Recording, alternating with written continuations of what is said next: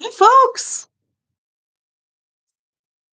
Let's see here. What can I see? There's people here. Hello, people. Thanks for joining me. I'm going to get going in a second. We're going to talk about a little bit of a different topic than we normally do here. I feel like it's important. I was looking around on Reddit this week thinking about what I was going to do for the live stream, and everybody seems particularly insane. So I think we've talked about a lot of science on this channel so far. It's reasonable. We want to get ready for the future. It's reasonable to learn what's predicted for our climate on the local level. And we all know now that there's a lot of variation in the local outlooks, right? So that's a starting point. We all need to know our local outlook. We want to be able to understand that in the context of the national and global picture. But we're going to talk about something different tonight. We're going to talk about moving beyond this information and towards acting on it. And to do that, we need to think about building not just home and community resilience, but personal resilience. So let me explain. When I think about the climate outlook, you probably know I try to think in terms of identifying challenges and opportunities, right? But I think everyone has had a moment where they see an opportunity and they're just not able to take it. Something stands in their way. Sometimes a person has too much going on or they're sick. They can have not enough resources, or maybe they don't want to upset people. They don't want to take the opportunity because they don't want to make waves. They don't feel supported. There's a lot of things that can hold you back, even if you see the opportunities. And that's one of the reasons we talk about resilience on this channel. And it's because without building that resilience on every level, including the personal level, even if we see opportunities, we won't be able to take them. There are big changes coming to our world. And it's the simple truth that every time things get shaken up, there are winners and there are losers. And seeing the winning opportunities, it's not the same thing as taking them, right? So, we're going to focus this evening on building personal resilience, getting tough, getting ready to take opportunities, to grab them, not just see them. First off, let's talk for a minute about what is resilience. This is a word that's really just starting to come into the language regarding climate, right? What is resilience? Well, when we talk about it, it comes down to the ability to withstand stress. When we talk about climate resilience, we can think about the climate changes in terms of stress, right? Extreme storms, changes in the seasons, changes in precipitation, all of those things cause substantial stress to our homes, communities, and ecosystems. When we think about getting ready, we often think about it in physical terms. We can improve drainage on a property, for example. We can capture rainwater. We can invest in resilient power systems, backup systems that won't fail under the stress of extreme weather. And we can build food resilience by participating in and encouraging local food systems. But to do all of these things, to make these changes, to grasp these opportunities, we really do need to be resilient ourselves. We need to cultivate a personal resilience in order to grasp opportunities. Give me just a second.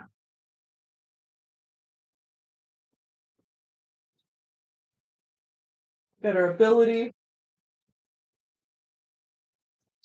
to grasp opportunity.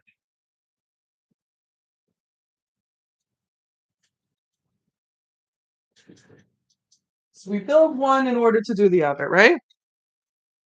We need to be able to withstand stress, to bounce back in the face of adversity, to keep going. And let me tell you, I know that's hard. It's hard to wake up every day and look at this future and stay positive and keep going, but we have to. We need to do this work for ourselves because it's coming in our lifetimes and for all the people younger than us who need us to build their world, right? Thinking about those younger people, I tell you, I absolutely hate that idea that was common in the older generation. Maybe you heard it too when you were growing up. This notion that the kids are going to save us. Hey, kids, is your future your problem, right? It's such an unwholesome outlook that our society has held. If anyone is saving anything, look at yourself. It's us. We got to act. We got to build the world where we can partner with and mentor younger people in this great healing. I want to put something into the hands of younger people that's worth putting there. And when we talk about doing that, when we talk about the work, everyone is going to have a different threshold for what they can do, for how much stress they're able to withstand. And there's no shame in that. But even a person who might see themselves as delicate, who might see themselves as easily pushed around by life, they can develop their resilience. They can get stronger. And we need to, because there are tough times ahead. Everyone is going to have their limits, and everyone can cultivate themselves. To cultivate ourselves, we need what's called growth mindsets. Uh, This way of thinking, Carol Dweck and her group, they've done a lot of work to validate its importance. Ethan, talk about this later. I'll come in. I'm starting to see stuff coming in on the chat. I'll come back to that in a little bit. And anything that you want to put in there, we will get to it. I'm going to talk a little bit about Dweck, though, and her group, the work they've done on growth mindset. It's a belief that our abilities can be developed through dedication and hard work, that we're capable of growth, and that when difficulties change us, we can use that change for our benefit and for others. To develop personal resilience, you need this foundation of a growth mindset. I bet you know people who don't have one, who feel life is mostly about accepting things the way they are. That attitude that might work in a future that is like the past, which is how most humans over our evolutionary history have lived, but that's not the future we're facing. You know, when we talk about our response to climate science, you might have heard me talk about denial and despair. These are both common responses to information about our climate future. And these two responses aren't as different as they might seem. It's why is because both of them stop us from doing anything. But we, you and me, we want to act. Cultivating resilience means cultivating our potential for action. Denial and despair, they're both natural. They're both kinds of trauma responses, though. And I don't think it's silly to think about trauma when we think about climate. I mean, we're talking about very dark and serious stuff here. We're talking about wounds to humanity, to the whole web of life. And if you're willing to roll with me for a minute, I think that if we look at responding to climate through the lens of the trauma response, there are important lessons there for building our personal resilience. So let me talk a little bit about those. You might have heard about the fight or flight response. That's a trauma response, a gut level response to extreme danger or stress. Some people, they do tend towards clear cut fight or flight responses, but there are two other very common ways to respond to extreme stress or danger, and they interfere with our ability to grasp opportunities. We can call them the four F's, like Pete Walker does, just a wonderful healer. So the fight response, we know people who, when they have a gut level sense of threat, they fight back. We also know people who run away from danger. We also see people who can freeze. That's the third trauma response, and who fawn. Freeze, you probably know someone who has frozen up, been unable to act. The response we're talking about a little bit more. It's a tendency to appease and soothe the attacker. It's worth noting this response is very common in women. Many of us, when we're frightened, when we're in a point of mortal extremity, we fawn instead of fight. We think deep down, gut level. Maybe if we're sweet enough, the problem will go away. And that does work sometimes. It works with some predators, but not here. It doesn't work on climate. And the same thing is true with the freeze response. We see the freeze response a lot in animals. They often freeze under extreme stress. Some species, you can catch them very easily. They have such a strong freeze response. And they have it because it works sometimes. The freeze response helps them hide sometimes from some predators, but it won't help us against climate. All of those trauma responses, all four of them, they're natural. Suppressing them is not the goal. It's better to recognize what's going on because everyone is going to have a way they go with these. Everyone has a trauma response to which they are naturally inclined under extreme stress. And when you feel yourself falling into one of these responses, and it's going to happen, you're going to have days where you read something or you see something in your home environment, you're going to have a moment where you feel like all hope is lost. And you wonder, why are you working towards a good future? It can feel pointless. It can feel so heavy. And that overwhelming feeling is stopping you from acting. That's when cultivating resilience really comes in. When we cultivate resilience, we want to recognize those responses and find healthy ways to change the situation, ways that can help us move around the trauma response so we can continue to ask, so we can continue to grasp what opportunities present themselves. There are ways to do this, but they don't just soothe us, but they help us gradually build our capacity to withstand stress and to build our capacity for action. I want to share with you the ways that I cultivate personal resilience because I look at this stuff all the time, right? Professionally, I have these dark days, I have these dark moments, and I know how much it hurts. It takes work to stay strong enough to see the hope. When I feel like I'm having a gut level response, a trauma response that's stopping me, that's slowing me down, here's what I do. I cultivate my personal resilience through practice in these three areas. And I'm going to show that there are like routes around this, other ways to be able to take yourself to grasp opportunity. One of them, I'm going to call it community care.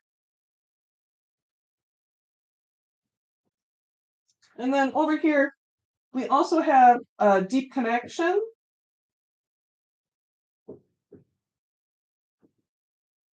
And the third is very powerful, active learning. I'm going to talk about these three practices a little bit. And when I say practice, I mean that I make work in these three areas part of my continued routine, and that I have strategies to dip into these three areas, particularly when I can feel I'm not strong enough on my own. I'm going to talk a little bit about community care first. That's might be an unfamiliar phrase because we hear a lot about self-care, right? There are a lot of products you can buy that are advertised as providing self-care. In our society, we're encouraged to think a lot about the self, and we often end up alone in our pain and in our troubles. You got to take care of yourself, of course, but when you're in pain, many of us we forget to engage with our community, and that's not just reaching out for help. It's engaging in the acts of community care. Your most powerful resilience will develop not alone, but at the community level. When you build personal resilience and positive feedback with community resilience, you don't just get stronger. Your community, your own community will get stronger too. Community care is daily work, daily outreach and caretaking in your community, in your social networks, making sure that every day you are giving to your community. That act of giving, giving time and care, it'll make you stronger. And for some of you, this might be not resonant because many people in America no longer feel like they have a community. If you feel alone, you're part of what they call an epidemic of loneliness in the sociology community.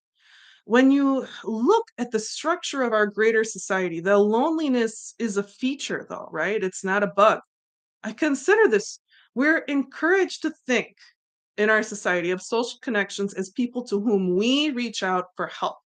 You see that in the media, in career advice, you see it in public service announcements that it's about reaching out for help. We're not encouraged to think the other way. We're not encouraged to think of social connections as routes for giving, and we're not encouraged to think of that as a source of power.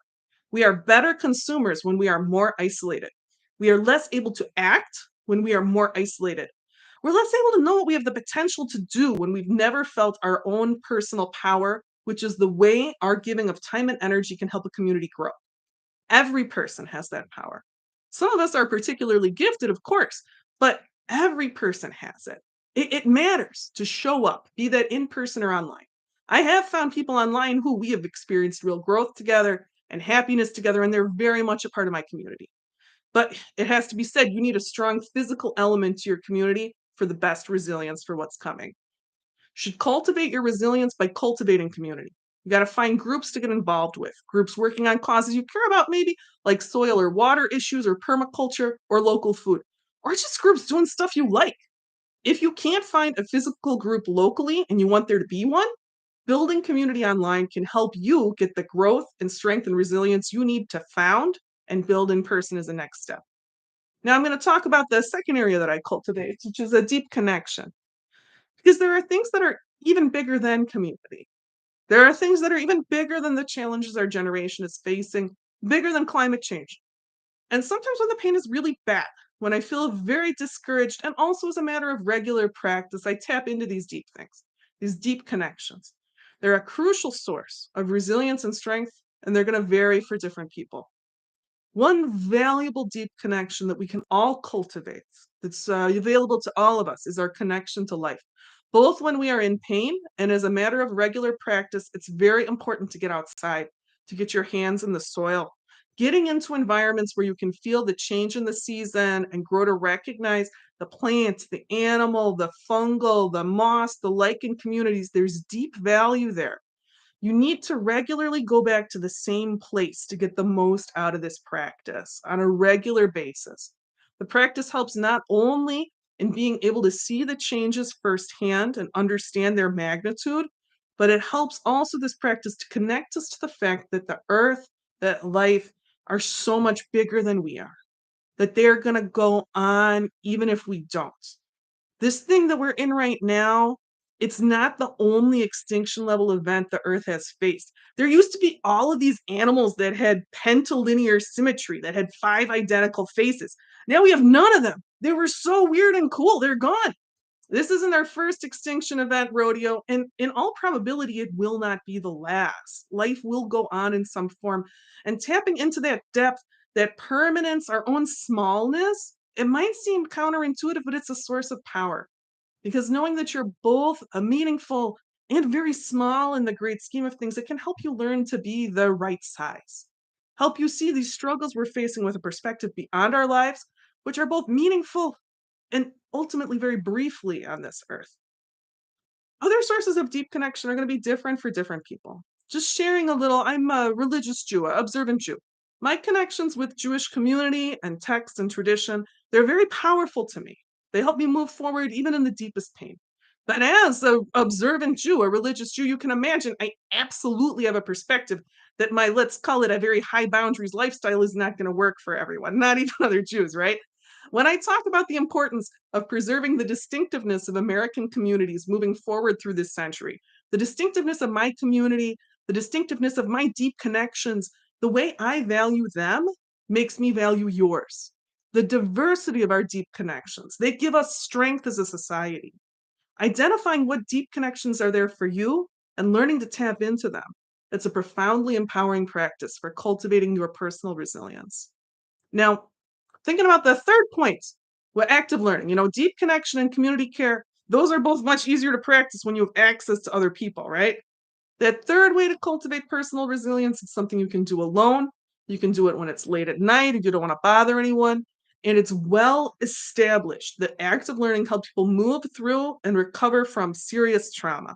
So it's excellent to lean on when we face a trauma response. When you feel overwhelmed by those 4F feelings, you should try it. You should try engaging in active learning. Learning in your body is very valuable for this. Something like learning to play an instrument, any kind of learning in your body will help you cultivate personal resilience. Learning in languages, if you speak aloud, that's learning in your body. Learning in arts and crafting, it's learning in your body. All those forms of active learning, you can prepare them, and they're like another room in your mind into which you can enter, and you'll often find you can snap out of a trauma response by switching rooms like this, by switching your mental state, because there's a physical basis there. Active learning, it's more helpful than self-soothing or distraction or entertainment because it engages different parts of your brain. It can physically stop a trauma response. Your brain, it seems weird, right? That we're like physically in this meat, but our brain is a physical part of our body. You feel a trauma response with a different part of your brain than you used to learn. So you can kind of hack yourself. You can turn off the trauma response. You should think about something you always wish you could do, maybe two or three things. They don't need to be climate related. They don't need to be home or community resilience related, although they could be. And you can get started learning them now. Spend a little time every week learning to build up the habit. It's most effective at disrupting trauma responses if the learning is even a little bit physically engaging, like singing or speaking out loud or doing something with your hands or your whole body. If you cultivate this learning when you're not in trauma response, it will be there for you when you are. You will have something to turn to, even if there's no one to answer the phone, even if you can't go outside, you can't go hiking or to your spots you love or to your garden. You can do this even if the power is out and you feel the big wind passing over and you're completely alone. Cultivating learning that is detached from your professional life, that gives you agency in your life, a chance to feel your own growth and power, it'll always give you a place to go. It'll always give you a source of comfort, even when others are cut off. Those three things, community care, deep connection, and active learning, those are things I make part of my life every week, some part of every day. And I can tell you they're crucial for my personal resilience. They've been crucial for developing my ability to resist extreme stress, to avoid getting stuck in trauma responses, and to learn how to persist. Keep moving forward. And I hope these three things will help you to cultivate your personal resilience, your personal power and strength, your ability to resist stress, and your capacity to act, to seize opportunities. Because seeing the opportunities ahead, which we've focused on so far on this channel, that's one part of building a good future. Seeing them is one thing, grasping them is another. And there is hope. We need to be ready to grasp the hope that comes across us because we can prepare for what's coming. And getting ready is not just about weatherproofing the windows, although you should do that too.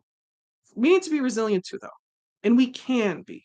No matter where you're standing right now, no matter how bad you feel right now, you can cultivate pathways in your mind that'll help you get over that gulf from seeing what you need to do to respond to this climate information and seizing your opportunity. You can do it.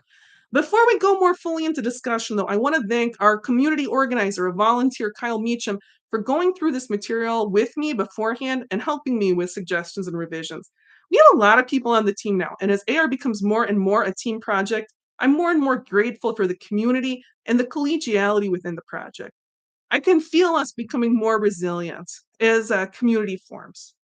And I promise that I will not be talking about this sort of psychological stuff too often. I want to do one more thing that'll be a regular video. It should come out like next week about goal setting and planning for resilience.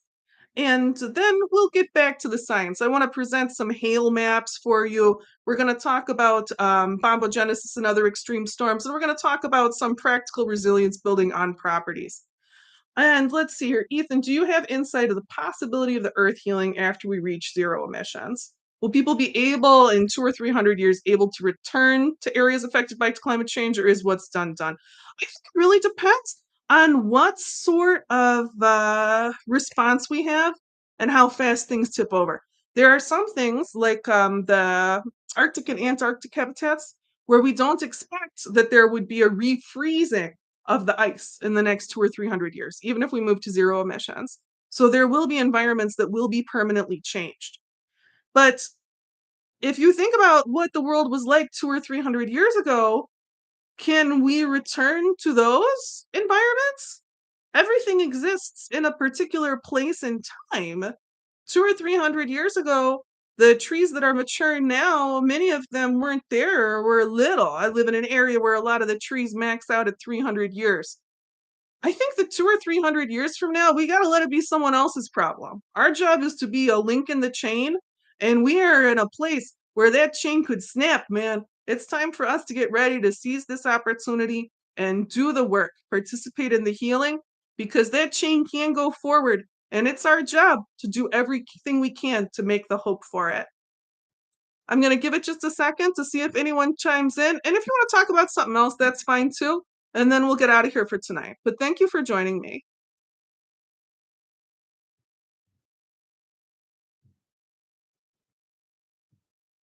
All right, folks, take care.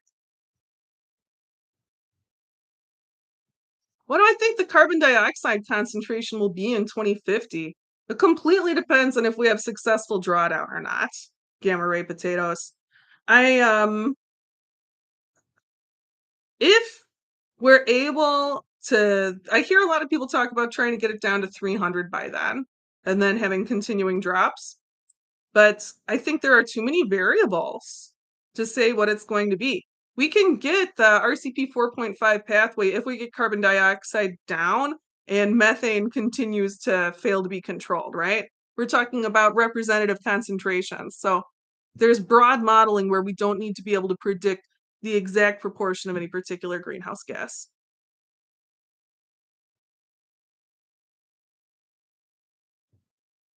Easy Gribble, there are parts of Appalachia that show high heat in 2050, and there are parts that are conserved. On the spine there's some highly conserved parts, but you'll notice that particularly as you get into that western spur out in Tennessee, it does not hold the cool very well at all under any climate scenario. There's that conserved spine, particularly in the northern part of Appalachia, but when you look at the western spur, when you look at any remnant of the mountain range as you get much beyond the tip of Georgia. It's true, they don't hold the cold as well. If you look out to the west, just because you're in a mountainous area, you shouldn't assume it's going to hold the cold. There's a lot of variability depending on the local topography. You have some fairly high elevation areas that are not going to hold the cold.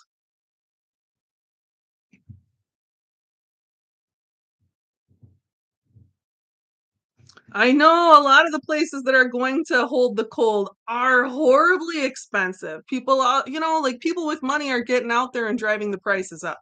I feel like Pennsylvania is one of the big opportunity states remaining because some of the places in Pennsylvania that are going to hold the cool preservation fairly well also need a lot of work. They need a lot of help to make them into more livable communities again. But that is work that can be done. I think that at this point, a place with a really good climate outlook, it should really bend the scale on whether or not you want to seize that opportunity. Will Brazil see widespread drought by 2050?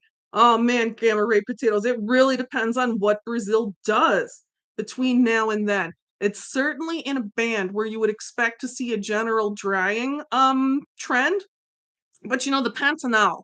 We talk a lot about the Amazon rainforest. We don't talk a lot about the Pantanal, which is incredible wetland, incredible biodiversity, very hard to traverse.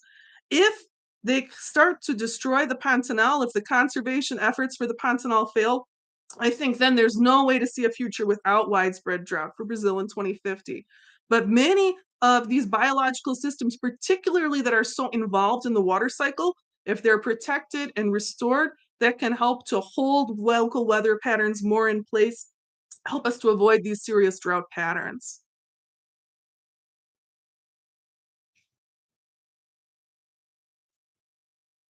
And Easy Gribble, I have to say, North Carolina is very appealing for a lot of reasons. There's a lot of people doing great resilience work in North Carolina. If the human population growth drops worldwide, will that have a positive effect on climate change? Well, human population growth has been dropping dramatically. We thought we were going to hit 8 billion people way before this. The models for what our population was supposed to top out at before it went down, they've had to revise it down substantially because as we educate more girls and we educate more women, more families are able to choose to control their birth rate, and more people who don't want to have children are able to choose not to do so. I think that we have seen big changes. It's indisputable that we've seen big changes in family structure and in the preferred number of children for people to have. Women report wanting to have lower numbers of children. And I think that some of this is because the conditions for the future are challenging, and some of it is because people want to be able to really deeply invest in the children that they have, right? I think that if consumption drops worldwide beyond these continued trends in birth rate, that'll have a positive effect on climate change. We need to have less stuff. We need to accumulate less stuff. We need to drive slower. Will the world see a decrease in air quality? We're seeing a decrease in air quality now. That's what all the gases are, right? And I'm sorry, gamma ray potatoes. I don't mean to talk about that with like such a rude tone of voice. But the air quality is getting worse everywhere. I mean, like in California, it's like on fire half the time. The air quality is horrible. I think that as we work on changing our society in these fundamental ways, we can certainly get air quality to improve as we work on reforestation, as we work on restoring water cycles to the extent that that can be done.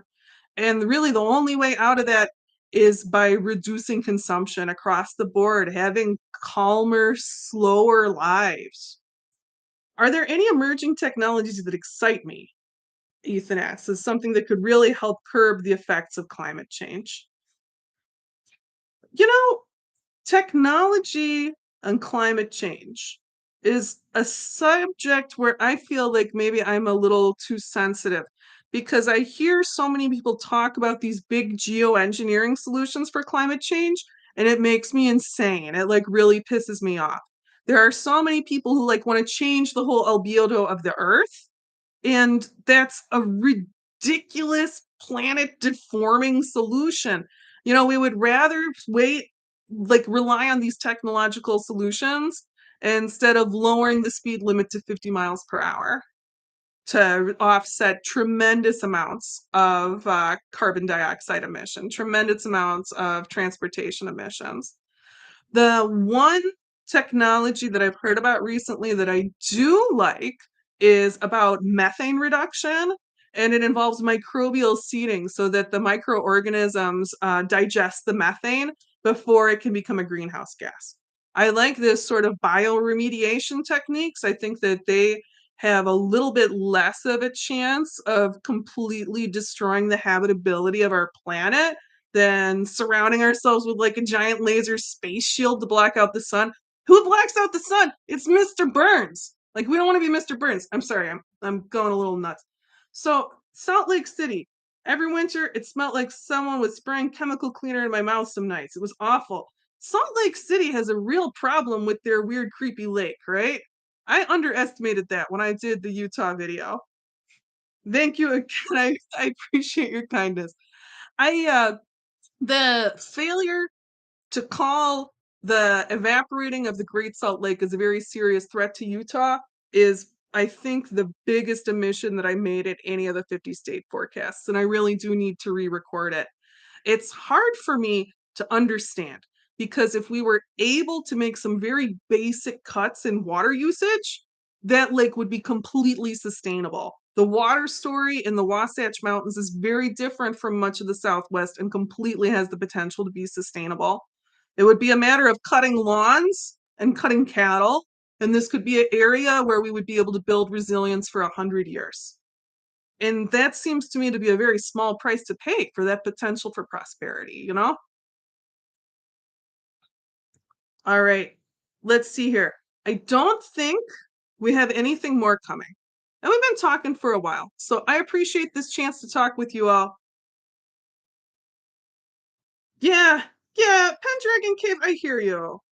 Like, technology shouldn't be about ways for us to continue accumulating a whole bunch of bullshit, you know? I completely agree.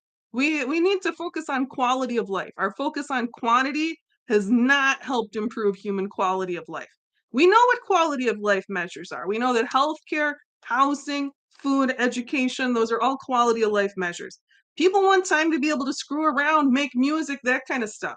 They don't want time necessarily to accumulate 5,000 poppets. And I feel like too many of the technological solutions are fundamentally too interested in continuing to sell us 5,000 poppets.